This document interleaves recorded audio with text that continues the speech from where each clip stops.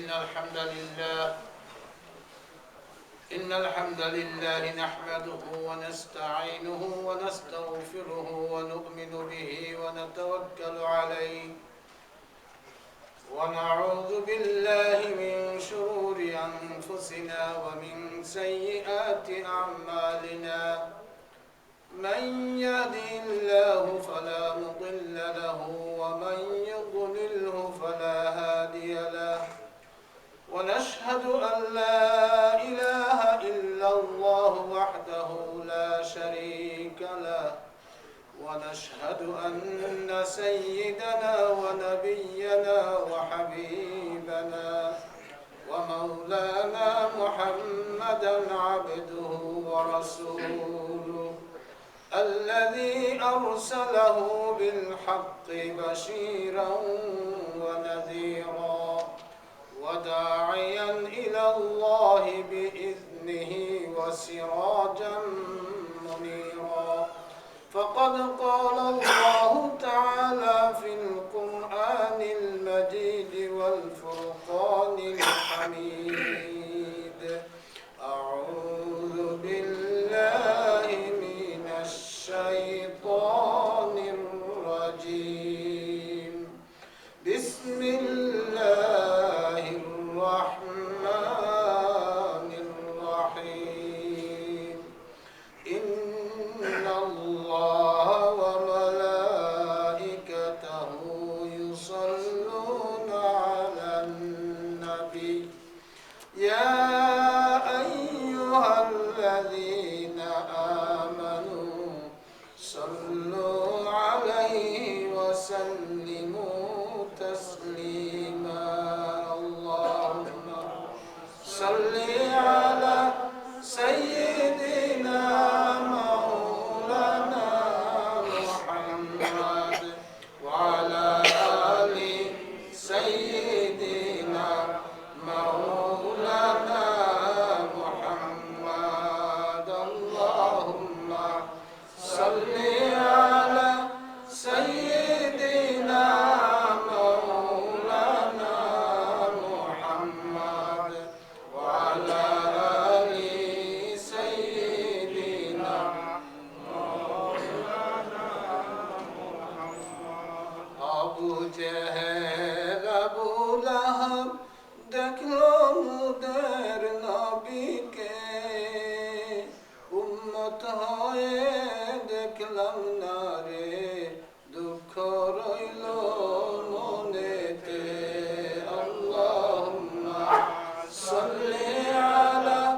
সাইয়্যিদিনা মাওলানা মুহাম্মদ ওয়া আলা আলি সাইয়্যিদিনা মাওলানা মুহাম্মদ বালাগাল উলা বিকামালিহি কাশাফাত তুজা বিজামালিহি حسنت جميع خصاله صلوا عليه وآله أما بعد معزز حاضرين আল্লাহ সুবহানাহু ওয়া তাআলার দরবারে আলিশানে আমরা অগণিত সুজুদ ও শুকরিয়া জানাই যে আল্লাহ রাব্বুল আলামিন আমাদেরকে কোরআনের মাহফিলে অংশগ্রহণ করার কোরআনের মাহফিলে বসার সুযোগ দিয়েছেন তৌফিক দিয়েছেন সেই মাবুদের প্রতি আমরা শুকরগুজার হই আমরা সকলেই পড়ি আলহামদুলিল্লাহি রাব্বিল আলামিন হামদান কাসীরান তাইয়িবান মুবারাকান ফীহি অতঃপর অগণিত দুরূদ ও সালাম বিশ্ব মানবতার মহানবী জনাবে মুহাম্মদুর রাসূলুল্লাহ সাল্লাল্লাহু আলাইহি ওয়াসাল্লামের প্রতি আল্লাহ সুবহানাহু ওয়া তাআলা যেন আমাদের এই মাহফিলের পক্ষ থেকে অগণিত দুরূদ ও সালাম সোনার মদিনায় নবী পাকের রওজা মুবারকে পৌঁছিয়ে দেন আমিন সম্মানিত উপস্থিতি আমরা পবিত্র কোরআনের তাফসীর ধারাবাহিকভাবে করে আসছি নিঃসন্দেহে আপনাদের মনে আছে গতদিন আমরা যে আলোচনা করেছিলাম আল্লাহ সুবহানাহু ওয়া তাআলা হযরতে মূসা আলাইহিস সালাতু ওয়াস সালামের নেতৃত্বে বনি ইসরাইলকে ফেরাউনের নির্যাতনের স্ট্রিম রুলার থেকে উদ্ধার করে নীল নদ পার করে দিয়েছিলেন, আর ফেরাউন এবং তার দল সহ সমস্ত সৈন্য বাহিনীকে নীল সমুদ্রে ডুবিয়ে মেরেছিলেন, সেই কথা আমরা গতদিন আলোচনা করেছি, নিঃসন্দেহে আপনাদের মনে আছে।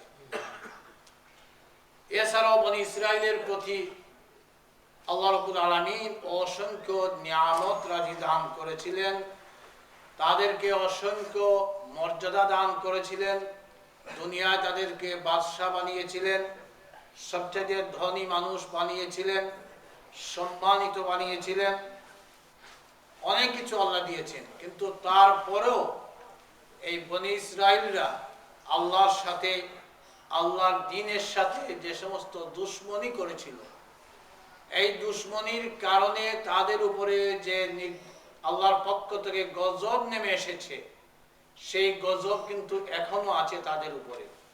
আমরা একটু চিন্তা করলে আমরা দেখতে পাবো বা বুঝতে পারবো যে এখনো তাদের উপরে সেই গজব আছে, এবং হুজুরে পাক সাল্লাল্লাহু আলাইহি ওয়াসাল্লামের হাদিস মোতাবেক তারা কিয়ামত পর্যন্ত এইভাবে লাঞ্ছনার মধ্যে তারা থাকবে। পক্ষান্তরে আমরা মুসলমান যারা হয়েছি, আমাদের কাছে আল্লাহ রাব্বুল আলামিন কোরআন নাজিল করেছেন, আমরা যদি সেই কোরআনের সাথে সেই ব্যবহার করি যে ব্যবহার করেছিল বনী ইসরাইল, তাহলে আমাদের উপরেও সেই আযাব আসতে বাধ্য। কারণ আল্লাহ তো একজনই, তার বিচার তো সমান। বনী ইসরাইলদের উপরে সবচাইতে বড় যে আযাবটা এসেছে এবং এখনো আছে, সেটা হচ্ছে যে তারা দুনিয়াতে আর কোনোদিন রাষ্ট্রীয়ভাবে সম্মান নিয়ে তারা বসবাস করতে পারবে না, এবং এখনো নাই। যদিও আপনারা জানেন যে এই ইহুদিরা, বনী ইসরাইলরা আমেরিকা চালাচ্ছে, ব্রিটেন চালায়, আস্তা ইউরোপ দেশ চালায়, রাশিয়া চালায়, মানে তাদের সম্পদ, তাদের বুদ্ধি দিয়ে সব কিছু হচ্ছে। কিন্তু রাষ্ট্রীয় মর্যাদা না এই দেশে আছে, না আমেরিকায় আছে, না কানাডায় আছে, না রাশিয়ায় আছে, না ইউরোপের কোন দেশে আছে। রাষ্ট্রীয় মর্যাদা শুধু একটাই পেয়েছে, সেটা হচ্ছে ইসরায়েল। আপনারা জানেন ইসরায়েল নামক একটা রাষ্ট্র আছে, সেটা কিন্তু রাষ্ট্র নয় আসলে। রাষ্ট্রের যদি আপনারা এই ডেফিনেশন জানতে চান, রাষ্ট্রের ডেফিনেশন কি হয়, তাহলে দেখবেন ইসরায়েলটা কোনো রাষ্ট্র নয়, এটা আমেরিকার একটা কলোনি। সেখানে খাবার থেকে শুরু করে সব কিছু আমেরিকা দিয়ে যাচ্ছে, এবং আমেরিকা যদি একদিনের জন্য তাদের উপর থেকে সমর্থন সরাইয়া ফেলে, তাহলে ইসরায়েল আর টিকবে না। এই জন্য তারা ছোট্ট একটা রাষ্ট্র, এটা সমস্ত দুনিয়ার ইহুদিরাই চক্রান্ত করে এদের উপরে, ঘাড়ের উপরে সোয়ার হয়ে এরা সবাই সেই ইসরায়েল রাষ্ট্রকে গঠন করে দিয়েছে।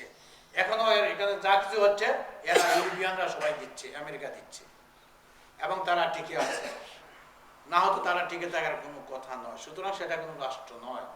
তাদের উপরে বারবার আল্লাহ রাব্বুল আলামিনের পক্ষ থেকে যে সমস্ত নিয়ামত এসেছিল, সেই নিয়ামতের কথা কিছু আলোচনা হয়েছে, আগামীতে আপনারা আলোচনা শুনবেন।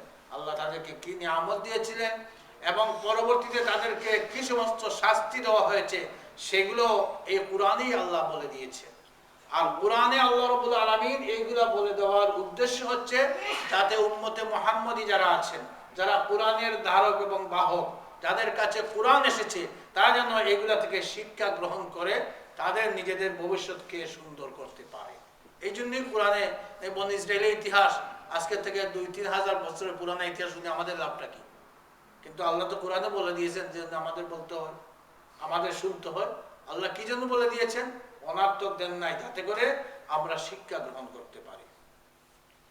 আল্লাহ রাব্বুল আলামিন, আমরা গতদিন যেটা আলোচনা করেছিলাম, সেখানে ছিল যে ও মানুষেরা, ওয়াত্তাকু ইয়াওমান লা তাজজি নাফসুন আন নাফসিন শাইআ ওয়ালা ইউকবালু মিনহা শাফাআ ওয়ালা ইউখাযু মিনহা আদলুন ওয়ালা হুম ইউনসারুন।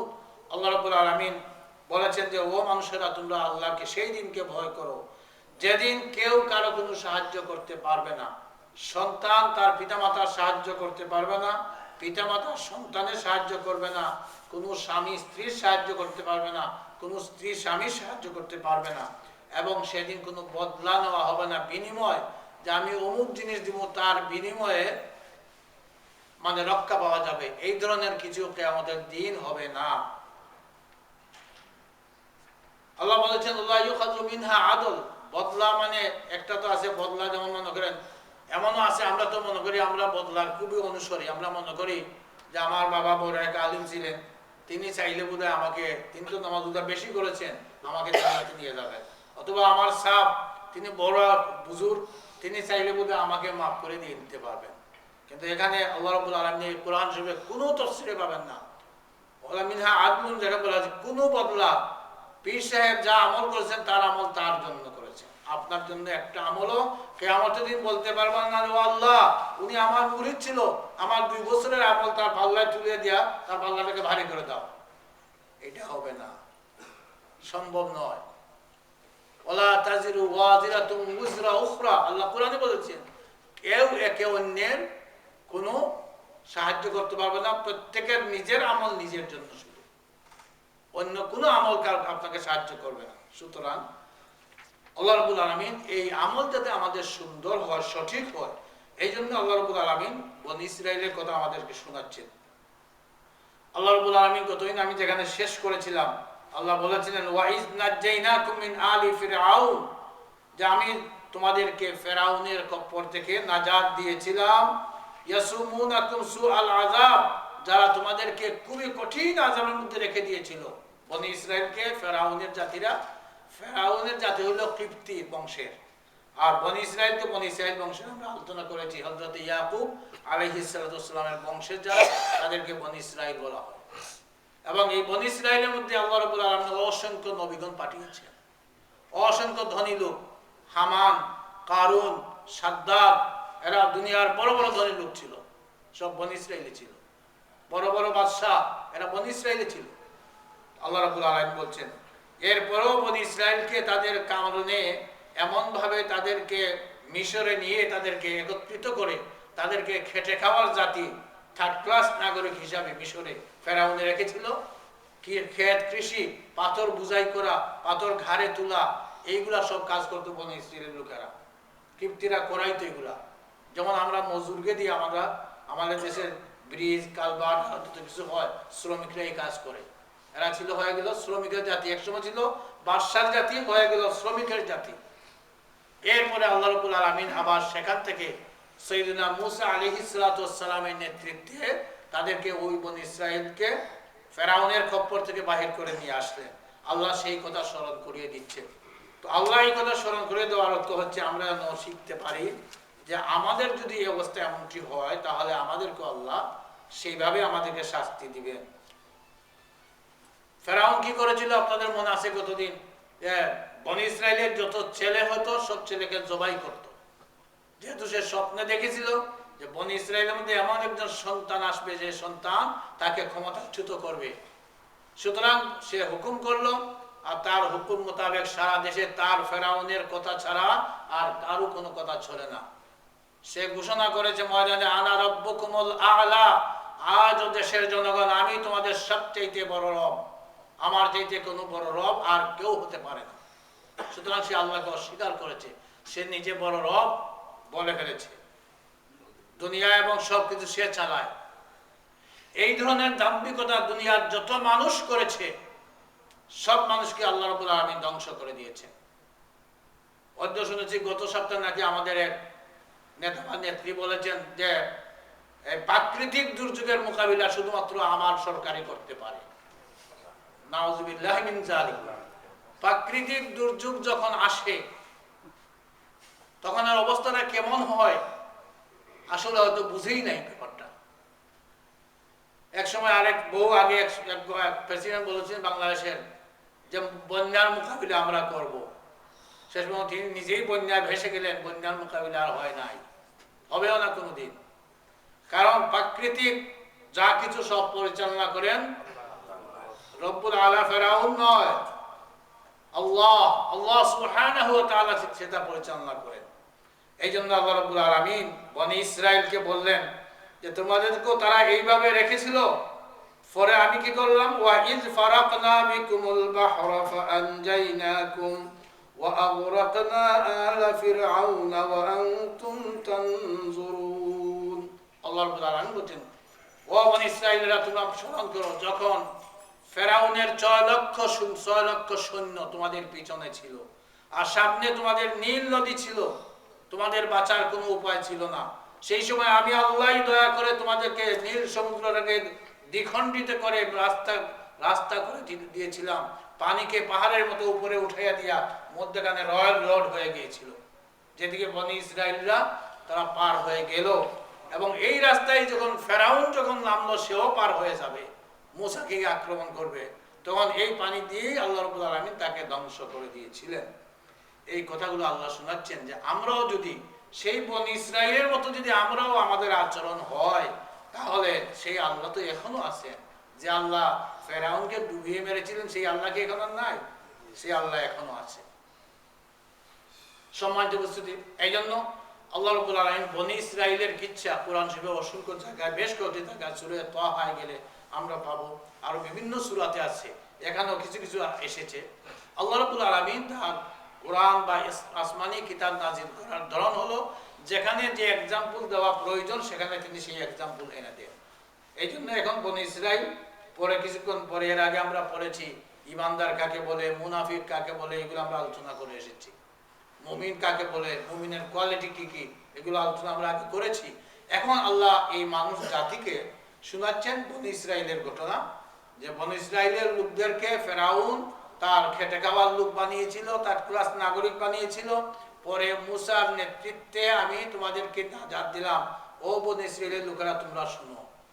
আল্লাহ বনি ইসরাইলকে শোনালেন, কি জন্য শোনালেন? সেই সময় আল্লাহ রাসূল সাল্লাল্লাহু আলাইহি ওয়াসাল্লাম যখন দ্বীনের দাওয়াত দিচ্ছিলেন, তখন সেই সময়ে দুনিয়ার মধ্যে শিক্ষিত লোক তখনও তারাই ছিল, বনি ইসরাইলের লোকেরাই সবচেয়ে শিক্ষিত ছিল। কারণ তারা তৌরাত কিতাবের জ্ঞান তাদের ছিল, ইনজিল কিতাবের জ্ঞান তাদের ছিল, বহু নবীদের জ্ঞানের সমাহার তাদের মধ্যে ঘটেছিল। এই জন্য তারা অনেক কিছু জানতো। আপনারা জানেন, আল্লাহ রসুলের কাছে যখন যেদিন প্রথম ওহী আসলো, ইকরা বিসমি রাব্বিকাল্লাযী খালাক, এই আয়াত নাজিল হওয়ার পরে আল্লাহ রসুল যখন ক্লান্ত শ্রান্ত হয়ে ঘরে আসলেন, আর হযরতের মা খাদিজাকে বললেন, জাম্মিলুনি জাম্মিলুনি, আমার ভয় হয়ে গেছে, তুমি আমাকে কম্বল দিয়ে ঢেকে দাও। কিছুক্ষণ পরে যখন তিনি একটু শান্ত হলেন, তখন খাদিজাকেই প্রথম বললেন যে এই ঘটনা ঘটেছে গাড়ে হেরায়। একজন আসলো আমাকে এইভাবে আমাকে ধরলো, বললো পড়ো, আমি বললাম পড়তে জানি না। 3 বার বলার পরে আমাকে এমন জুড়ে ধরেছে, আমার পছিনা ছুটে গেছে। সুতরাং এরপরে বললো ইকরা বিসমি, 5টি আয়াত সূরা ইকরা, ইকরা বিসমি রাব্বিকাল্লাযী খালাক, খালাকাল ইনসানা মিন আলাক, ইকরা ওয়া রাব্বুক আকরামুল্লাযী আল্লামা বিল কলম। এই 5টি আয়াত নাজিল হওয়ার পরে যখন মা খাদিজা শুনলেন, তখন শুনে বললেন, আসলে তো তোমার এই কথাগুলো ঘটনাগুলো বোঝা যাচ্ছে একটা ভিন্ন ধরনের। তো চলো, আমার এক চাচাতো ভাই ওয়ারাকা ইবনে নাওফল, তিনি আসমানি কিতাবের জ্ঞান রাখেন, তার কাছে আমরা যাই, যে দেখি তোমার ঘটনাটা কি হয়েছে। তার কাছে গেলেন, তিনি তওরাত এবং ইনজিলের জ্ঞানের অধিকারী ছিলেন। তিনি আল্লাহ রসুলের মুখের কথা শুনেই বললেন যে ভাতিজা সম্পর্কে, এলাকা সম্পর্কে ভাতিজা বললেন, ভাতিজা তোমার কথা মনে হচ্ছে তুমি হবে আখির জামানার নবী মুহাম্মদুর রাসূলুল্লাহ সাল্লাল্লাহু আলাইহি ওয়াসাল্লাম। আসমানি কিতাবের যে জ্ঞান আমার কাছে আছে, এই জ্ঞানেই বলে যে তুমি হবে সেই নবী। কিন্তু আমার আফসোস, আমি তো বুড়ো হয়ে গেছি, চোখেও দেখি না। তোমাকে যখন তোমার গোষ্ঠীর লোকেরা, জনগণ যখন তোমাকে দেশ থেকে বাহির করে দিবে, বহিষ্কার করবে, তখন যদি আমি জীবিত থাকতাম, আমি তোমাকে ভাতিজা সাহায্য করতাম। সুবহানাল্লাহ। তো এর থেকে বোঝা যায় যে তাদের আসমানি কিতাবের জ্ঞান কতটুকু ছিল। কারণ তওরাতে তারা এগুলো পেয়েছেন যে এই ধরনের নবী একজন আসবেন, এই চরিত্রের হবে, তার কাছে এইভাবে এই জিনিস আসবে, তিনি বুঝে ফেলছেন। এর থেকে বোঝা যায় যে আসমানি কিতাবের জ্ঞান বনি ইসরাইলের কাছেই ছিল, যারা তওরাত এবং ইনজিলের জ্ঞান রাখতেন। তো আল্লাহ রসুলের যখন দ্বীন প্রচার করা শুরু করলেন, তখন যখন হিজরত করে মদিনায় গেলেন, সেখানে মদিনার পাদদেশে ইহুদি এবং নাসারা বসবাস করত। তো তারা তো ঈমান আনেই নাই, ইল্লা মাশাআল্লাহ 2-1 জন। আর বাকি যারা আলিম উলামা, তারা সবাই বুঝছে যে ইনি হবেন আখিরুন নবী। তারা আশা করেছিল, তারা দোয়াও করেছিল আল্লাহর কাছে। তারা ওই এলাকায় যখন বসবাস করত, তখন তারা খুব একটা প্রভাব ছিল না তাদের। এই জন্য তারা দোয়া করতো যে শুনেছি আখির জামানার নবী আসবেন। তো তাদের ধারণা এর আগে যত নবী এসেছেন সব তো আমাদের বংশী আসছে, উনি তো আমাদের বংশে আসবেন। তো তারা দোয়া করতে, আল্লাহ নবীকে পাঠিয়ে দাও যাতে আমরা নবীর মাধ্যমে দুনিয়াতে আমরা আবার বিজয় লাভ করতে পারি। কিন্তু তারা যখন শুনলো যে নবী তো তাদের বংশে আসেন নাই, নবী এসেছেন কুরাইশ বংশে, এই কথা শুনেই তারা এখন বিগড়ে গেল যে আমাদের বংশ তো এখন তো আরব বংশে দেখা যায়। এই তারা বিরোধিতা করা শুরু করলো। আর বিরোধিতা করতে গিয়ে যারা নাকি আহলে মদিনাবাসী বা অন্যান্য যারা ইসলাম গ্রহণ করে তাদেরকে মাঝে মধ্যে টিপ্পনি দিয়ে কিছু কথা, কিছু প্রশ্ন এগুলা শিখাইয়া দেয়। যেহেতু তারা কিছু আলিম, তো তারা অনেক কিছু জানে, অনেক কিছু জানে হিসাবে তারা কিছু টেস্ট করে আর কিছু মানুষকে শিখিয়ে দেয় ফিতনা ফাসাদ বৃদ্ধি করার জন্য। এই ধরনের যখন তারা করছিল তখনই আল্লাহ রাব্বুল আলামিন বললেন যে ও ইহুদিরা, ও নাসারারা, তোমরা শুনে রাখো তোমাদের এই ইতিহাসগুলো আল্লাহ শোনাচ্ছে। সাথে সাথে যেহেতু আমাদের কাছে নাজিল করেছেন, আমরাও তো শুনে যাচ্ছি, আমরা তো এর থেকে শিক্ষা গ্রহণ করতে হবে আমাদেরকে। আল্লাহ রাব্বুল আলামিন আজকে এই গতদিন বনী ইসরাইলকে আল্লাহ মুক্তি দিলেন এবং মুক্তি দেওয়ার পরে কি ঘটনা ঘটলো সেটা আল্লাহ ইরশাদ করছেন সূরা বাকারার 51 নম্বর আয়াত 51। বিসমিল্লাহির রহমানির রহিম। وَإِذْ وَاعَدْنَا مُوسَىٰ 40 لَيْلَةً ثُمَّ اتَّخَذْتُمُ الْعِجْلَ مِن بَعْدِهِ وَأَنتُمْ ظَالِمُونَ ثُمَّ عَفَوْنَا عَنكُم مِّن بَعْدِ ذَلِكَ لَعَلَّكُمْ تَشْكُرُونَ। আল্লাহ সুবহানাহু ওয়া তাআলা ইরশাদ করছেন, ওয়াইজ ওয়া'আদনা মূসা 40 লাইলা। ও মানুষেরা, ও বনী ইসরাইল, তোমরা জেনে রাখো যখন তোমাদের আল্লাহ ওয়াদা করেছিলেন মূসার সাথে 40টি রাত্রির ওয়াদা করেছিলেন মূসার সাথে তোমাদের রব। এরপরে তোমরা কি করলে? সুম্মা তাখাযতুমুল ইজলা মিন বা'দিহি। আর মূসা যখন চলে গেলেন ওই 40 রাতের ওয়াদা পালন করার জন্য, তখন তোমরা একটা বাছুর বানিয়ে দিলে পূজা করার জন্য। সুম্মা তাখাযতুমুল ইজল, ইজল মানে বাছুর, গাভীর বাচ্চা যারা, গরুর বাচ্চা যারা, এটাকে বাছুর বলা হয়। বাছুর বানিয়ে নিলে ওয়া আনতুম যালিমুন, আর তোমরা অত্যাচারী হয়ে গেলে। আল্লাহ রাব্বুল আলামিন এই আয়াতে যে জিনিসটা বোঝাচ্ছেন সেটা হচ্ছে যে মূসা আলাইহিস সালাতু ওয়াস সালামকে আল্লাহ 40 রাতের জন্য ডেকে নিয়েছিলেন। কোথায় নিয়েছিলেন? তুর পাহাড়ে। ঘটনাটা মুফাসসিরিনে কেরামরা এইভাবে উল্লেখ করেছেন বিভিন্ন হাদিসের রেফারেন্স দিয়ে, যে যখন মূসা আলাইহিস সালাতু ওয়াস সালাম নীল নদী পাড়ি দিয়ে ওই পারে গেলেন, ওই পারে যাওয়ার পরে তিহ নামক একটা উপত্যকা আছে যেটা শাম দেশ এবং মিশরের মধ্যখানে। এই এরিয়াটা মুসলিমরা বলছেন 10 মাইল এরিয়া নিয়ে একটা মরুভূমি। 10 মাইল মিশর এবং শাম দেশ, বর্তমানে সিরিয়া যেটা আছে ওই দিকে, এই 10 মাইল এরিয়ার মধ্যে তারা ছিলেন।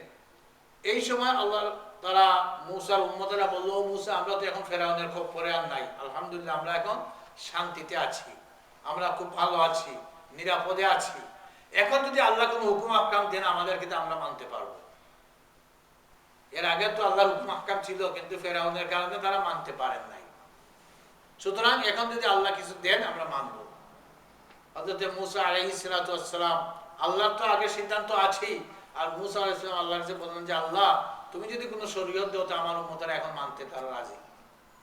আল্লাহ বললেন ঠিক আছে তুমি আসো, 40 রাত্রের জন্য তুমি তুর পাহাড়ে আসো। আসলে আগের জায়গায় বলা হয়েছে কোরআনেরই 30 রাত্রি এবং পরে 10 রাত্রি বৃদ্ধি করা হয়েছিল, এই টোটাল হইল 40টা রাত্রি। তো রাত গেলে দিন তো এর সাথেই থাকে, বুঝেন তো। তো এখানে এই 40 দিনের জন্য, রাতের জন্য আল্লাহ রাব্বুল আলামিন এই কথা আমাদেরকে স্মরণ করে দিচ্ছেন। ওয়াইজ ওয়া'আদনা মূসা, আমি আল্লাহ যখন ওয়াদা করেছিলাম মূসার সাথে 40 লাইলা, 40 মানে 40, লাইলা মানে রাত্রি, 40 রাত্রের ওয়াদা দিয়ে মূসাকে আমি এনেছিলাম। আর মূসা যখন আসলো আমার ডাকে, তখন তোমরা কি করলে ও জনগণ? সুম্মা তাখাযতুমুল ইজলা মিন বা'দি, মূসা আসার পরে তোমরা একটা বাছুর বানিয়ে পূজা করা শুরু করে দিলে, আর এটা করে তোমরা নিজেরাই নিজেদের উপরে জুলুম করেছো। তারা কি করলো? ওই সময় সামিরি নামে মূসা আলাইহিস সালামের এক উম্মত ছিল, সে খুব বুদ্ধিমান, জ্ঞানী, গুণী, সব দিকেই ছিল, লিডার শ্রেণীর মানুষ। সে কি করলো, সে মানুষেরা বললো যে আমরা তো সবাই ফেরাউনের কপ্পর থেকে বাইর হয়ে গেছি এবং অনেকেরই সোনা দানা অনেক যা কিছু আছে সব তো নিয়ে আসছে, সুতরাং তোমাদের অতিরিক্ত সোনা দানা যা কিছু আছে সব তোমরা এক জায়গায় জমা করো। তো সবাই এক জায়গায় জমা করলো, সে ওগুলাকে গলাইয়া সে ওগুলাকে একটা বাছুরের আকৃতি ধারণ করে বানাইল।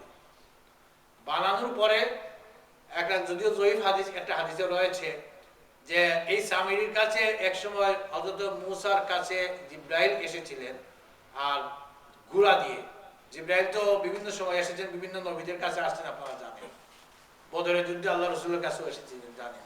সুতরাং এই জিব্রাইল আলাইহিস সালামের যে ঘোড়া ছিল, সেই ঘোড়ার পায়ের নিচে কিছু মাটি সে রেখে দিয়েছিল কোন এক হিকমতে। সে যখন ওই বাছুর বানাইলো সোনার রূপা দিয়ে, তখন ওই বাছুরের ভিতরে ওই ঘোড়ার পায়ের নিচে যে মাটি, জিব্রাইলের ঘোড়ার পায়ের নিচে মাটি, চিন্তা করবেন। যখন সে রেখে দিল তখন ওটার ভিতরে আওয়াজ করা শুরু করছে, বাছুরের ভিতরে আওয়াজ করে, বম বম করে। তখন সে বললো যে এটাই আমাদের মাবুদ, আসলে এটাই মাবুদ আমাদের। এটা বলে এটার পূজা করা তারা শুরু করে দিল। শয়তান কিভাবে মানুষকে দিয়ে কাজ করায়।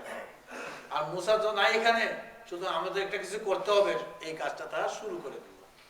আমরাও কিন্তু কম না, আমরাও তো বলি আমাদের নবী তো নাই, কারণ আমরা নবীর না উম্মত তো ঠিক আছে, কিন্তু অনেক কিছু আমরা করি যেটা নবী নিষেধ দিয়েছেন তাও আমরা করি না আমরা করি। আল্লাহ কিন্তু কিচ্ছা শোনাচ্ছেন আমাদেরকে শিক্ষার জন্য।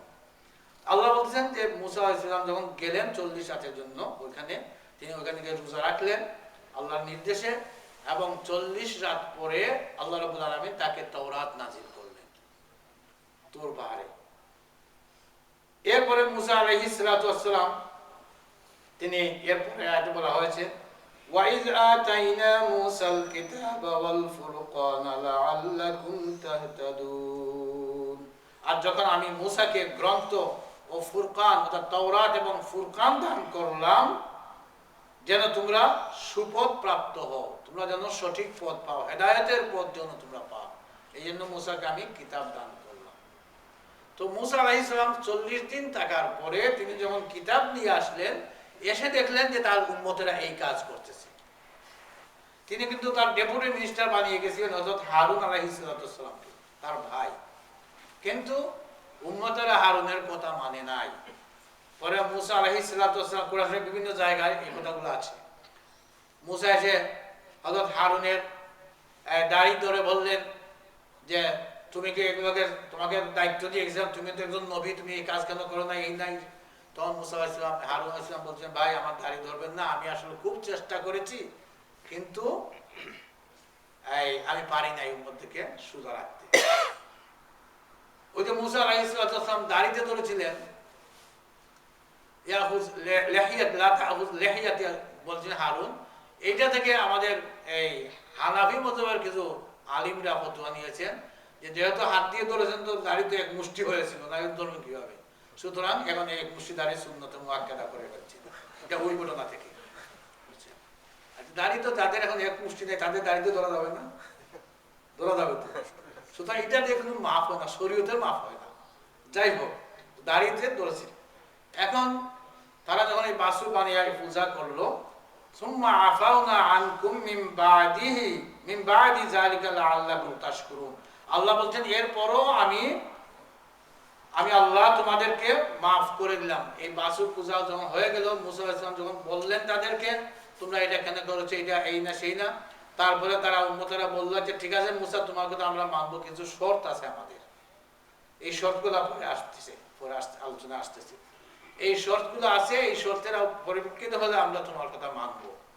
এরপরে হযরত মুসা আলাইহিস সালাম তার তৌরাতের পাথরের মধ্যে খোদাই করা লেখা ছিল, একটা খণ্ড ইটা মারে ফেলে দিলেন ওই বাছুরের উপরে, ও বাছুর সব জ্বলে গেল, শুধু ওইটা ইটা মারাতেই ওখানে সেলফ ফায়ার হয়ে গেল, এটা শেষ হয়ে গেল। আল্লাহ রাব্বুল আলামিন বললেন এরপরে আমি তোমাদেরকে মাফ করে দিয়েছি, তোমাদেরকে পাকড়াও করি নাই। আমরাও কিন্তু অনেক গুনাহ করি, কিন্তু আল্লাহ ধরেন না যে আমরা মনে করি তো আল্লাহ তো বিলা দিতেছেন, আমি ঠিকই আছি, হ্যাঁ যা পারি করে ফেলি আরো। আচ্ছা, আল্লাহ রাব্বুল আলামিন বললেন যে এরপরে আল্লাহ মাফ করে দিয়েছেন কি জন্য, লাআল্লাকুম তাশকুরুন, যাতে করে তোমরা আল্লাহর শুকরিয়া আদায় করতে পারো, এই জন্যই আল্লাহ মাফ করে দিচ্ছেন। আসলে আমরাও জীবনে কম বেশ গুণা তো বহু করেছি। আর আমাদের জাতির লোকেরা বড় বড় নেতা নেত্রী যারা আছেন তারা তো অনেক শিরিক কাজও করতেছেন, অনেক শিরিক কাজ, যেগুলো আলোচনা যদি আপনি নিজে একা একা ঘরে বসে করেন, কোনো মোল্লার দরকার নাই, আপনি নিজে ঘরে বসে কি আলোচনা করেন। আপনারা কয়েকদিন আগে দেখেছেন, 2 দিন আগেও, যে আমাদের মিস্টার রবীন্দ্রনাথ ঠাকুরের জন্মবার্ষিকী পালন করতে গিয়ে 151তম পালন করতে গিয়ে রাষ্ট্রীয়ভাবে খরচ করা হয়েছে জনগণের পয়সা, এবং রাষ্ট্রীয়ভাবে সেখানে ড্যান্সের ব্যবস্থা করা হয়েছে, রাষ্ট্রীয়ভাবে সেখানে শাড়ি পরানো হয়েছে, রাষ্ট্রীয়ভাবে 2 দেশের নর্তকীরা মিলে গান গেয়েছে, সবকিছু করেছে কি একজন শিক্ষিত মানুষ ছিল রবীন্দ্রনাথ, তার জন্মবার্ষিকী। আপনারা বলেন তো, এই রবীন্দ্রনাথের মতো যদি 1000 রবীন্দ্রনাথ একদিকে হয় আর আল্লামা বুখারী রহমতুল্লাহি আলাইহিকে যদি একদিকে রাখা হয়, কার উপর পাল্লাবাড়ি হবে? বুখারীটা করেছেন বাংলাদেশে, বুখারী সহ আরো যত বড় বড় মুহাদ্দিস আছেন, ইমাম আবু হানিফা রহমতুল্লাহি আলাইহি, যাদের নাম শুনলে সবাই রহমতুল্লাহ আলাইহি বলে, ইমাম আবু হানিফার মতো কেউ রবীন্দ্রনাথ ঠাকুর ইমাম আবু হানিফার ছাত্র হওয়ার যোগ্যও নাই, ঠিক কিনা? ইমাম আবু হানিফার জন্মবার্ষিকী পালন করছেন আপনারা কেউ? আমরা কোথায় আছি? আমরা কি করতেছি? শুধু মুসার কম দেখলে হবে না, মুসার কমকে বলেছিলেন তোমরা আল্লাহর ইবাদত করো, আর মুসা চলে যাওয়ার পরে তারা বাসন পূজা করেছিল, আর আমরা এখন রবীন্দ্র পূজা করতেছি কিনা? তাহলে চিন্তা করেন যে আমরা কোথায় আছি, কিন্তু আল্লাহ তো আযাব দিচ্ছেন না, এই জন্য আমরা মনে করছি আমরা বোধহয় খুব ভালো আছি, কিন্তু আল্লাহ মাফ করে দেন এবং আল্লাহ অবকাশ দেন লাআল্লাকুম তাশকুরুন, যাতে তোমরা আল্লাহর শুকরিয়া আদায় করতে পারো। আল্লাহ রাব্বুল আলামিন এরপর বলেন ওয়াইজ আতাইনা মুসাল কিতাব, মুসা আলাইহিস সালাতু সালামকে আল্লাহ কিতাব দান করলেন, তাওরাত, ওয়াল ফুরকান, এবং কিতাবের পরে আবার ফুরকানও বলেছেন। ফুরকানের তাফসীরে মুফাসসিরিনে কেরাম কেউ কেউ বলেছেন এই তাওরাতের হুকুম আহকাম যেগুলা, এই হুকুম আহকামগুলো একটু ফুরকান। কোরআন শরীফের এক নাম আছে ফুরকান, আপনারা জানেন, কোরআনের এক নাম হুদা আছে না, এক নাম ফুরকান আছে। তো এই ফুরকান অর্থ হলো সত্য এবং মিথ্যা পার্থক্য সৃষ্টি করে যে জিনিসটা, এটার নাম ফুরকান। সুতরাং তাওরাত আসমানের সমস্ত কিতাবেই হক এবং বাতিলের পার্থক্য করে দেয়, হক এবং বাতিলের আলোচনা করা হয় এখানে। এই জন্য এখানে ফেরাউনের আলোচনা হয়েছে আর মুসার আলোচনা হয়েছে, ঠিক না? ফেরাউন কি ছিল? বাতিল, আর মুসা আলাইহিস সালাম তিনি হক, এই জিনিসটা পার্থক্য করা হয়েছে। ঠিক একইভাবে অন্যান্য নবীদের আলোচনা এইভাবেই করা হয়েছে। এই জন্য স্বয়ং তাওরাত বা স্বয়ং কুরআনও একটা নাম হচ্ছে ফুরকান, হক এবং বাতিলের মধ্যে পার্থক্য সৃষ্টি করে। এরপরে এই ফুরকানের আরেক অর্থ হচ্ছে আল্লাহ রাব্বুল আলামিন যাদের কাছে কিতাব পাঠিয়েছিলেন তাদের কাছে অনেক মুজিজাও দিয়েছিলেন, সেই মুজিজাগুলো হচ্ছে হক এবং বাতিলের মধ্যে পার্থক্য সৃষ্টিকারী। মুসা আলাইহিস সালাম যখন ফেরাউনের কাছে গিয়ে বলছিলেন যে আমরা আল্লাহর পক্ষ থেকে নবী হয়ে এসেছি তোমার কাছে, তখন সে বলছে তার প্রুফটা কি, প্রমাণ কি? তোমাকে প্রমাণ দেখাইতে হবে। হ্যাঁ দেখাও। তখন মুসা আলাইহিস সালাম হাতের লাঠিটা ছেড়ে দিলেন, বিরাট অজগর সাপ হয়ে গেল। সে ফেরাউন পিছনে পালাইতে শুরু করলো, বললো মুসা তোমার সাপকে আটকাও, তোমার সাপ আটকাও। আটকাইলেন। তখন ফেরাউন বুঝো যে মোটা সাপ, হয়তো মুসা খুব বড় জাদুকর হয়ে গেছে। এইটা সে তার সারা দেশের জাদুকরকে ডাকলো একসাথে, বললো মুসার সাথে মোকাবিলা হবে, জাদুর মোকাবিলা। সারা দেশের সবাই আসলো, মোকাবিলাও হয়ে গেল। মোকাবিলা হয়ে যাওয়ার পরে সমস্ত দেশের বড় বড় জাদুকররা এসে যখন তাদের সাপ আরো যা কিছু আছে ছাড়লো ময়দানে, মাঠ স্টেডিয়ামের মধ্যে, এখন যেমন ফুটবল খেলা দেখেন না আপনারা, চতুর্দিকে মানুষরা বসে মধ্যখানে খেলা হয়, ঠিক এইভাবে চতুর্দিকে মানুষ আসতে, দেশের মানুষ, খেলা হবে কে? মুসা এবং জাদুকরদের মধ্যে। এখন মুসা আলাইহিস সালাম বললেন যে কি তোমাদের জাদু আগে দেখাবেন না আমারটা আগে দেখাবো? তখন তারা বললো না আমরাই আগে দেখাই। তারা আগে তো সবাই শুরু করতে চায়, এই জন্য যখন লটারি হয় তখন সবাই চায় যে প্রথমটা সে নেওয়ার জন্য। ঠিক আছে দেখাও। এখন তারা যখন ছাড়লো, রাস্তা, ময়দান, মাঠ সাপ বিচ্ছুতে ভরে গেছে। আল্লাহ বললেন মুসা এখন তোমার লাঠি ছাড়ো। মুসা হাতে লাঠি আর কিছু নাই। উনি লাঠি যেই ছাড়লেন, কোরআন শরীফে আপনারা পাবেন আগামীতে সামনে গেলে, লাঠি ওই সাপ কিছু করে নাই, শুধু এমনি হা করেছিল। এই হা করার সাথে সাথে সমস্ত জাদু তার ভিতরে ঢুকে গেছে। এরপরে ওইটা যে আল্লাহর পক্ষ থেকে মুজিজা বলতে হবে, আর তো বলার দরকার নাই। এটার নাম হইতে হক এবং বাতিলের মধ্যে পার্থক্য সৃষ্টি করে। ওই জাদুকরদের জাদু ছিল, আর এটা ছিল মুআজিজা, এই জন্য পার্থক্য হয়ে গেছে। আল্লাহ রাব্বুল আলামিন বললেন যে আমি মূসাকে কিতাব দিলাম এবং ফুরকান দিলাম লাআল্লাকুম তাহতাদুন, যাতে করে তোমরা হেদায়েত পেতে পারো, সঠিক পথ যাতে তোমরা পেতে পারো, এই জন্য দিলাম। এখন আল্লাহ রাব্বুল আলামিন কুরআনকে আমাদের কাছে কি জন্য দিয়েছেন? আমরা কোরআন শরীফে পড়তে বললাম যালিকাল কিতাবুল লা রাইবা ফি হুদাল লিল মুত্তাকিন, মুত্তাকিদের জন্য হেদায়েত, আমরা পড়ি নাই? তো এটা তো হেদায়েত। এই জন্য আল্লাহ তাওরাতও দিয়েছিলেন লাআল্লাকুম তাহতাদুন, যাতে করে তোমরা সঠিক পথ পেয়ে যাও।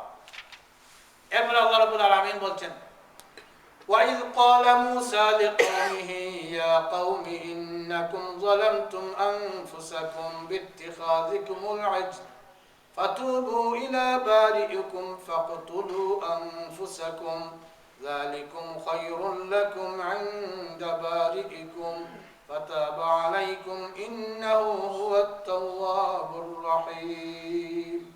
আল্লাহ রাব্বুল আলামিন এরপরে আয়াতে বলছেন ওয়াইজ ক্বালা মূসা লিকাওমিহি, হে মানুষেরা তোমরা শুনো, যখন মূসা তার সম্প্রদায়কে, তার জাতিকে যখন বলল ইয়া কওম, হে আমার সম্প্রদায়ের লোকেরা, ইন্নাকুম যালামতুম আনফুসাকুম বিত্তিখাযিকুমুল আজলা, তোমরা এই বাছুরের পূজা করে তোমরা নিজেদের নফসের উপরেই তোমরা জুলুম করেছো।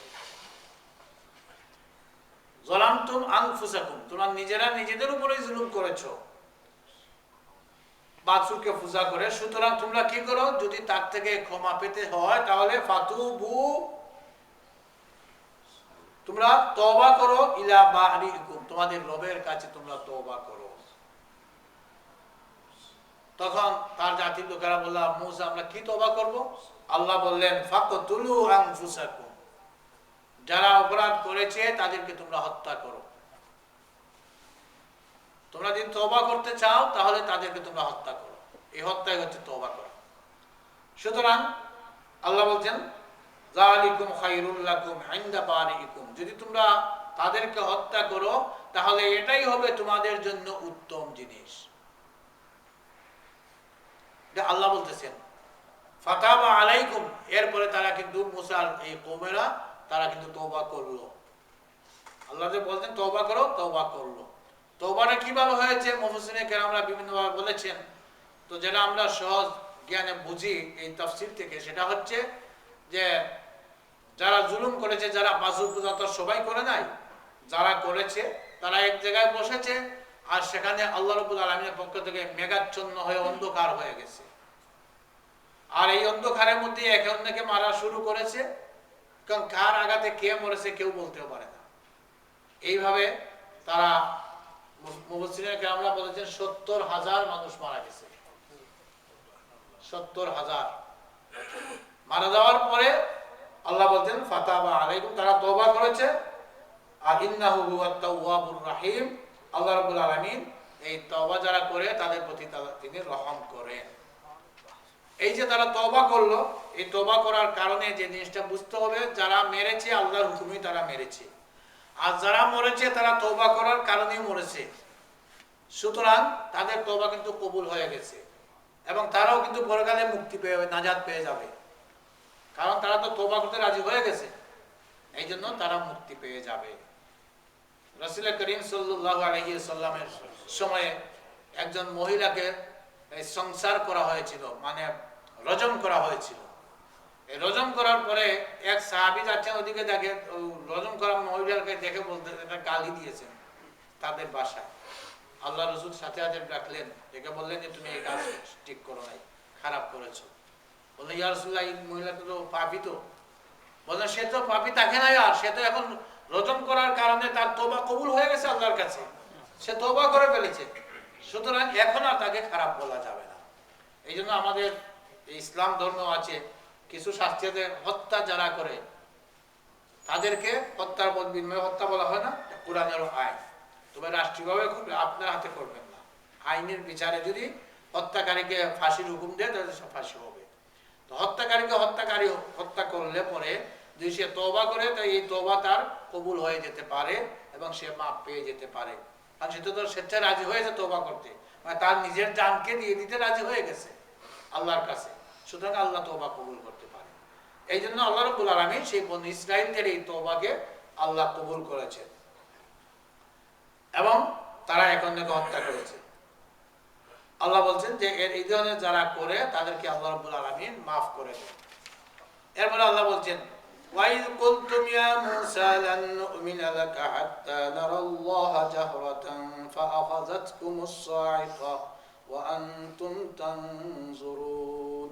আল্লাহ রাব্বুল আলামিন এরপর বলছেন ওয়াইদ কুলতুম ইয়া মূসা, আর আমি আল্লাহ যখন মূসাকে বললাম, তোমরা যখন মূসাকে বললে লান নু'মিনা লাকা হাত্তা নারাল্লাহা জাহরা, হে মূসা তোমার কথা তো অনেক আমরা শুনতেছি, এখন আর ভালো লাগে না শুনতে।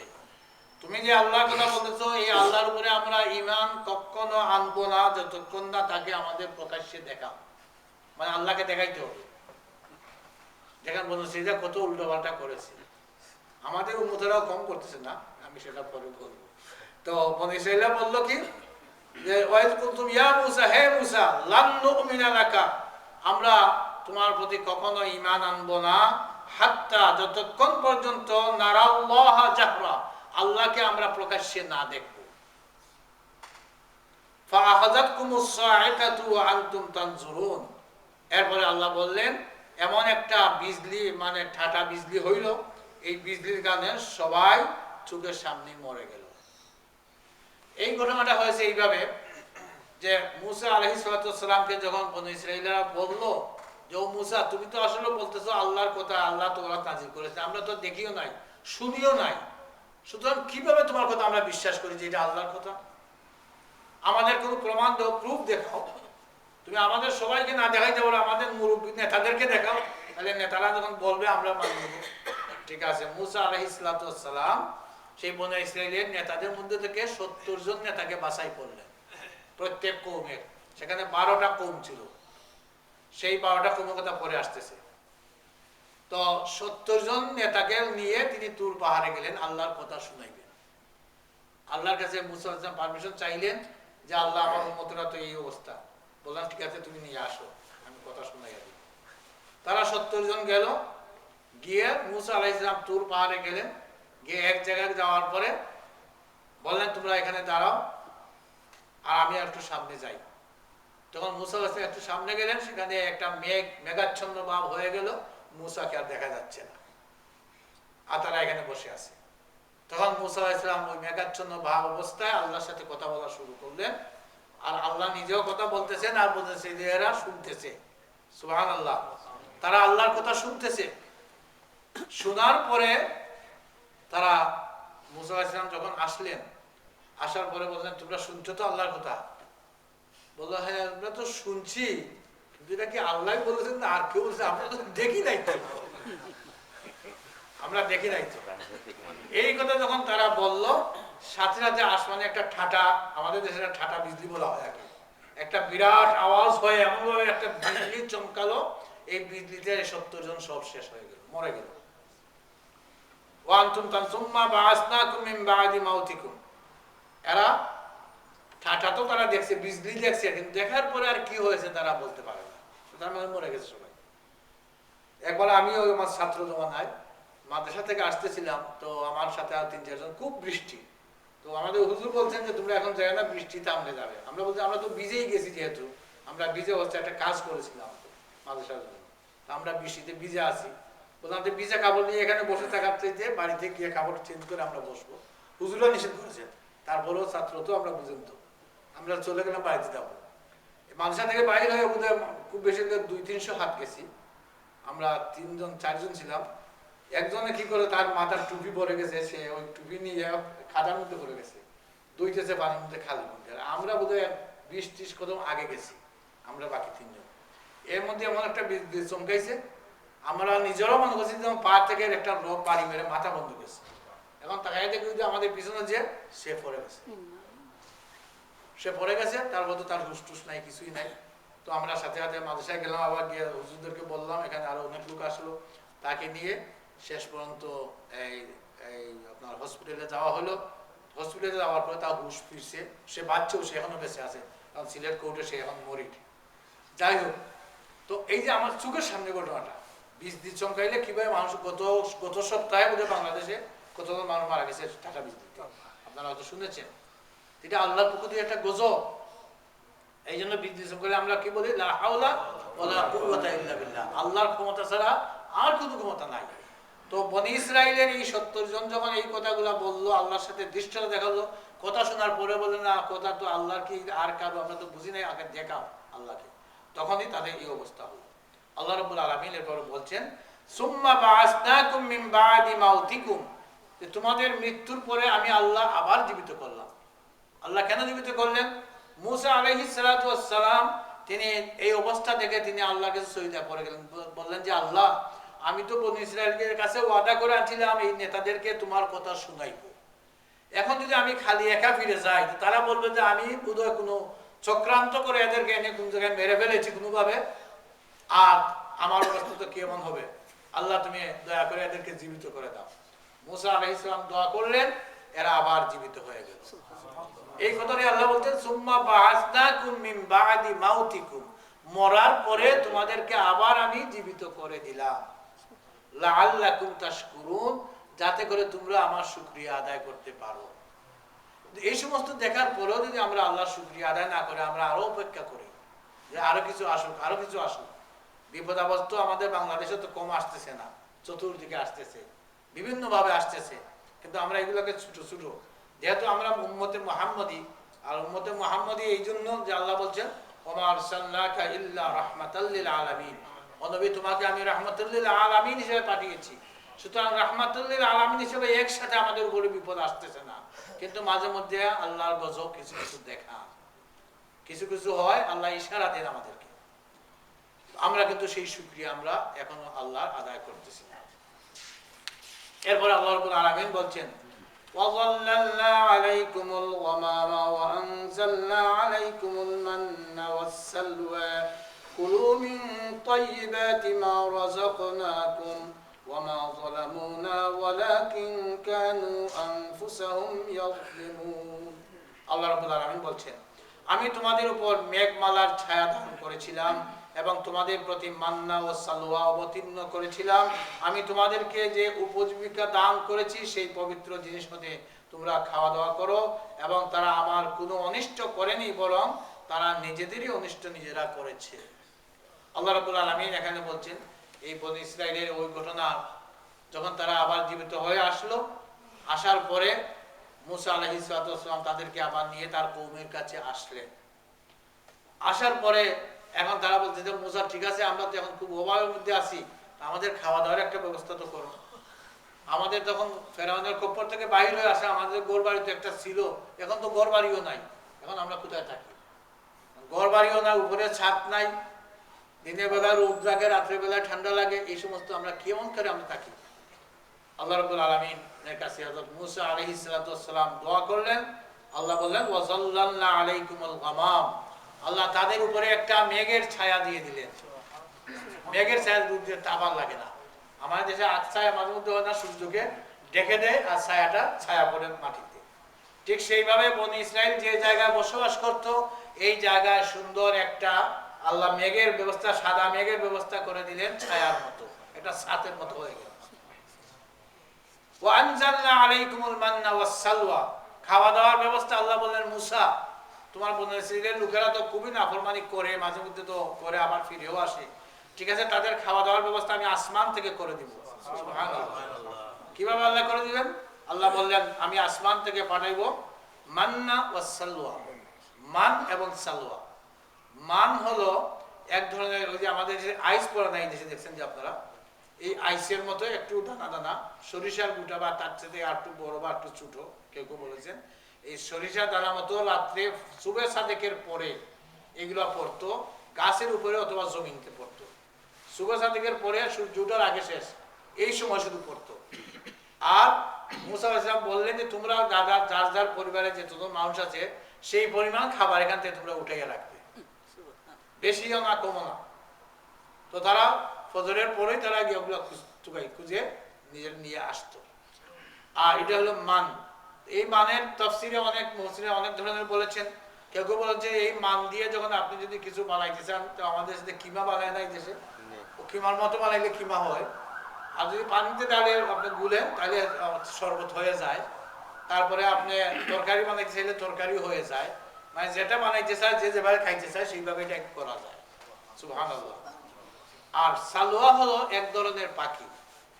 এই সালোয়া পাখি কেউ বলেছেন চড়ুই পাখির মতো, বা কেউ বলেছেন তার থেকে একটু বড়, অথবা কেউ বলেছেন কবুতরের মতো। এইগুলো একটা নির্দিষ্ট সময়ে পড়তো, সব সময় না। আর পড়ার পরে আপনার দায়িত্ব হলো আপনার আজকে যেটা লাগবে আপনার ঘরের পরিবারের মেম্বারের অনুযায়ী সেটা আপনি তুলে রাখবেন, কিন্তু পরের দিনের জন্য কোনো খাদ্য জমা করতে পারবেন না। আল্লাহর নির্দেশ হইল এটা। মুসা আলাইহিস সালাম তার কওমকে জেনে বলে দিলেন যে তোমরা শুধু প্রত্যেক দিনের খাবার তোমরা এখান থেকে সংগ্রহ করবে, মান এবং সালওয়া।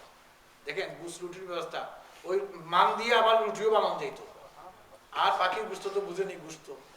সুতরাং আল্লাহ রসুল বললেন মুসা আলাইহিস সালাম যে তোমরা এগুলা যার যার প্রয়োজন অনুযায়ী রাখবে, তবে শুক্রবারে ডাবল নিতে পারবে। শুক্রবারে ডাবল নিতে পারবে এই জন্য যে শনিবারের জন্য তাদের মাছ ধরা হারাম করা হয়েছে। আপনারা ভাবানোর সামনে গেলে শনিবারে বনী ইসরাইলকে মাছ ধরা হারাম, কাজকর্ম করা হারাম, শুধু আল্লাহর ইবাদত করবে এবং আনন্দ ফুর্তি করবে। শনিবারকে এই দিনে রাখা হয়েছে। সুতরাং শুক্রবার এবং শনিবার 2 দিনের চাঁদ জমা করা যাবে। সেখানে আরেকটা আল্লাহর মজেদা ছিল, সেটা হলো যদি আপনি মনে করেন যে মান তো আপনি রাখবেন, তো কালকে যদি না ভাই আজকে একটু বেশি করে নেই, হ্যাঁ, তো বেশি যেটুকু হবে সেটুকুর সাথে সাথে পচে যায়। যেটুকু বেশি হইতো সেটুকু সাথে সাথে পচে যাইতো, আর খাওয়া যাইতো না। তাহলে বেশি নেওয়ার আপনার কোনো লাভ আছে? কোনো লাভ নাই। আল্লাহ রাব্বুল আলামিন আসমান থেকে খাবারের ব্যবস্থা করে দিলেন। এরপরে আল্লাহ বললেন, ওয়ালাইকুম আসসালাম, আল্লাহ বলেন কুলু মিন তাইয়্যিবাতি মা রাযাকনাকুম। ও বনী ইসরাইল লোকেরা, তোমরা আমি যে রিজিক দিয়েছি পবিত্র তাইয়্যিবাত, পবিত্র রিজিক, এর থেকে তোমরা খাও আমি যা দিয়েছি। ওয়ামা যালামুনা ওয়ালাকিন কানু আনফুসাহুম ইয়াজলিমুন। কিন্তু তোমরা, এরপরেও তারা কি করলো? তারা জুলুম করেছে। এরপরে তারা এটার উপর জুলুম করেছে। পরে আসতেছে, আমরা সব ঘটনা একসাথে তো বললে হবে না। পরে আসতেছে, তারা বললো কি, ও মুসা আমরা এগুলা খাইতে খাইতে আর ভালো লাগে না, সুতরাং আমাদের জন্য কি করো, পেঁয়াজ রসুন ডাল টাল এগুলার ব্যবস্থা করো। এই পেঁয়াজের কত আছে, রসুনের কত আছে, ডালের কত আছে, কুরআনে আমরা পাবো সামনের সপ্তাহে ইনশাআল্লাহ। ডাল খাইতে রাজি আছেন তো? আপনার মনে হয় ডালের কথাও কি কুরআনে আছে? সত্যি ডালের কথাও কুরআনে আছে, বুঝছেন? আল্লাহ পাবেন। তো আল্লাহ রাব্বুল আলামিন বলেন এই জন্য আমাদের ডাল জিয়াদা খাতে তো এই ডাল আল্লাহ রাব্বুল আলামিন যখন এগুলা দিলেন, দেওয়ার পরেও তারা কি করলো? তারা জুলুম করলো। জুলুম এইভাবে তারা করলো, আল্লাহ বললেন যে ও মুসা, তোমার বনী ইসরাইলকে নিয়ে তাদের যে মূল যে ভূমি ছিল এই শাম দেশ, এই শাম দেশ তখন আমালিকা নামে একটা গোত্র তারা দখল করে ফেলছে। আমালিকারা বললেন এখানে নিয়ে যাও তাদেরকে, এবং আমালিকার সাথে যুদ্ধ করে তোমরা সেই এলাকা, তোমাদের পূর্বের পুরুষের জায়গা তোমরা দখল করো। মুসা আলাইহিস সালাম তাদেরকে নিয়ে গেলেন সেই দিকে। নিয়ে যাওয়ার পরে তারা সেখানে গিয়ে শুনলো যে আমালিকা তো সুপার পাওয়ার এখন দুনিয়াতে, আমাদের কিছু নাই, বলেছে গড় নাই, বাড়িও নাই, আমরা এদের সাথে যুদ্ধ কিভাবে করবো? তারা বললো মুসা আমরা বসে আছি, তুমি তোমার আল্লাহকে যুদ্ধ করো, আমরা নাই। এই কথাও কোরআন শরীফে আছে, কিন্তু এটাও কোরআন শরীফের কথা বলছে, আল্লাহ কোরআন শরীফ বলেছেন। তারা বললো মুসা তুমি আর তোমার আল্লাহ গিয়ে যুদ্ধ করো, আমরা নাই। এ তো বড় বড় নজওয়ান মানুষ, এদের কাছে আধুনিক অস্ত্র সবকিছু আছে, মিসাইল আছে, আমরা কিভাবে যুদ্ধ করবো? এই যখন তারা এটা বললো, আল্লাহ বললেন যে ঠিক আছে, তাহলে তাদেরকে এখানে থাকতে দাও। তারা যখন ওখানে যুদ্ধ করে জায়গা দখল করতে রাজি নাই, বাপের জায়গা, তারা এখানে থাকতে দাও। এখন তারা এই তিহ নামক যে উপত্যকাটা, সেই উপত্যকা হলো আপনার এই শাম দেশ এবং মিশরের মধ্যখানে 10 মাইল নিয়ে এরিয়া। এই 10 মাইল এরিয়া তারা থাকলো, এবং তারা প্রত্যেকদিন তাদের তো আরেকটা ভূমি আছে ইজিপ্ট, মিশর থেকে বাইর হয়েছে। এবং তারা চিন্তা করছে মিশরে চলে যাবে। তো রাত সকালের সময় ঘুম থেকে উঠলে পরে তারা রওনা দেয়, মিশরে যাবে। সারাদিন হাঁটতে হাঁটতে যখন রাত্র ক্লান্ত হয়ে যায়, তখন এক জায়গায় থাকে, তো ওই জায়গায় রাত্রে ঘুমাইলো, ঘুম থেকে উঠে দেখে কালকে যেখান থেকে রওনা দিয়েছিল সেখানেই তারা আছে। এইভাবে 40 বছর বনী ইসরাইলরা এইভাবে 40 বছর এই তিহ নামক উপত্যকায় ঘোরাফেরা করেছে। আল্লাহ রাব্বুল আলামিন বলছেন এটা তো আমি তো বলছিলাম তোমরা ওখানে যাও যুদ্ধ করে।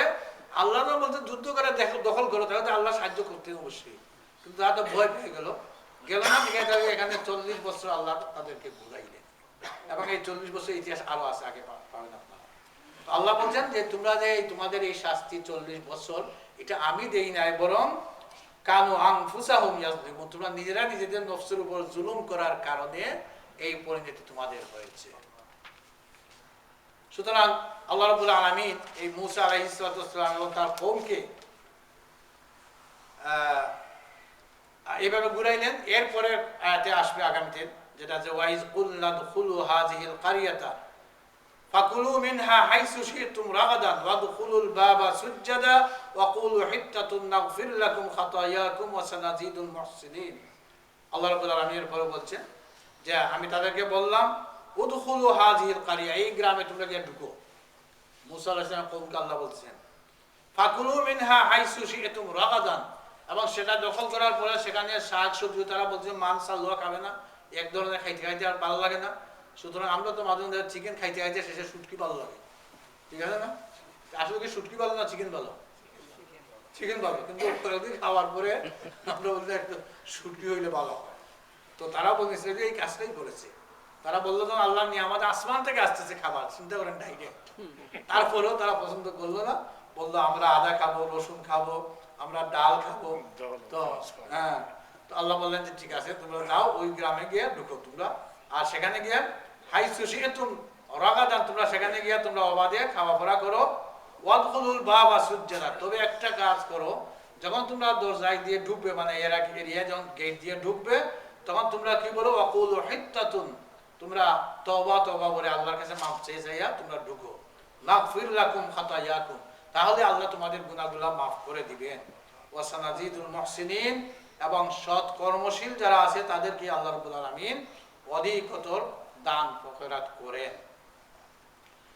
তো তার আগে ঢুকেছে, ঢুকার পরে আমরা এই আলোচনা, আজকে তো সময় শেষ হয়ে গেছে, ইনশাআল্লাহ আমরা আগামী চারটে আমরা করবো যে এই কৌমরা গিয়ে পরে সেখানে ঢুকলো, ঢুকে কি কি খাইলো না খাইলো, আপনারা খাইতে রাজি আছেন তো আগামী দিন ইনশাআল্লাহ? তো এইভাবে একাধারে একটার পর একটা ঘটনা কিন্তু আসবে।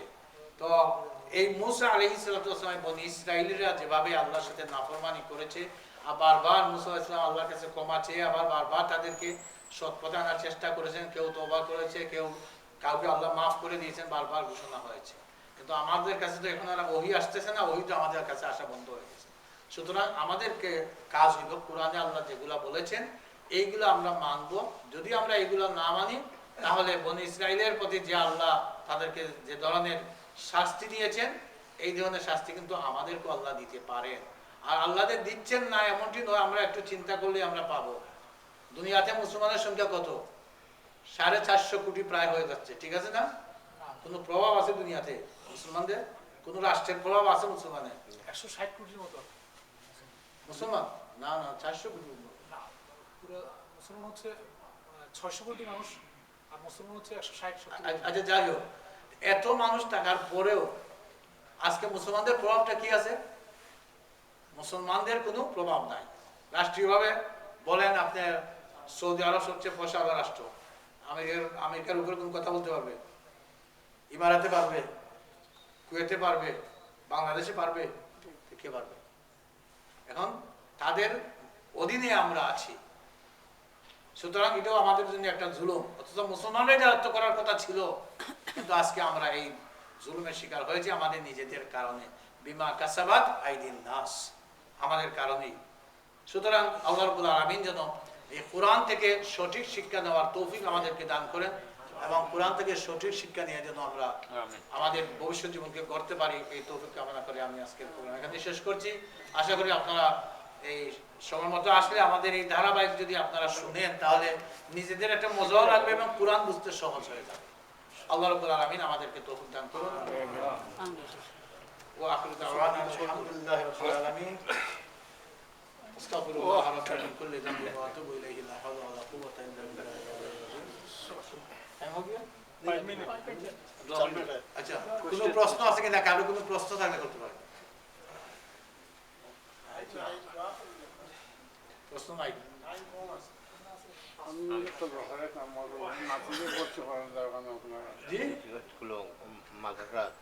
আচ্ছা, এটার পরে মসজিদে ইমাম সাহেব اللهم صل على سيدنا مولانا محمد وعلى اله وصحبه وسلم اللهم امين. ربنا آتنا في الدنيا حسنة وفي الآخرة حسنة وقنا عذاب النار. ربنا اغفر لنا ولوالدينا رب ارحمهما كما ربياني صغيرا. رب اجعلني مقيم الصلاة ومن ذريتي ربنا وتقبل دعاء. اللهم اغفر لنا حينا وميتنا وشاهدنا وغائبنا وصغيرنا وكبيرنا وذكرنا وأنثانا. اللهم من أحييته منا فأحيه على الإسلام ومن توفيته منا فتوفه على الإيمان. اللهم حبب إلينا الإيمان وزينه في قلوبنا وكره إلينا الكفر والفسوق والعصيان. اللهم اجعلنا من الراشدين. اللهم ارحم موتانا وموتى المسلمين جميعا. اللهم اشف مرضانا ومرضى المسلمين جميعا. ربنا عليك توكلنا وإليك نبنا وإليك المصير. ربنا تقبل منا إنك أنت السميع العليم وتب علينا يا مولانا إنك أنت التواب الرحيم. سبحان ربك رب العزة عما يصفون وسلام على المرسلين والحمد لله رب العالمين. السلام عليكم ورحمة الله وبركاته.